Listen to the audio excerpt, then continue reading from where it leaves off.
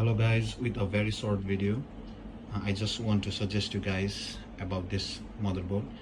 These three motherboards are G41, and from these three I would suggest you to buy this motherboard because this motherboard supports DDr3 with Windows 10 compatible.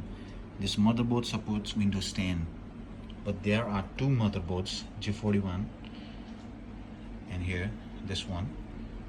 This is an India made. This motherboard, it's not compatible with Windows 10. I would like to suggest you to buy this Mercury. This motherboard comes with USB 3.0, okay, and here this one is normal, simple. These are USB 2, and there are P2 connection in this board, but in this two there are not. So I recommend you guys go for the Mercury. This one is the best motherboard till now.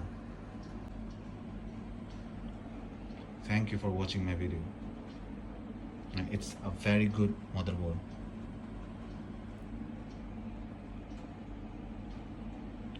If this video was informative, then do like and subscribe my video.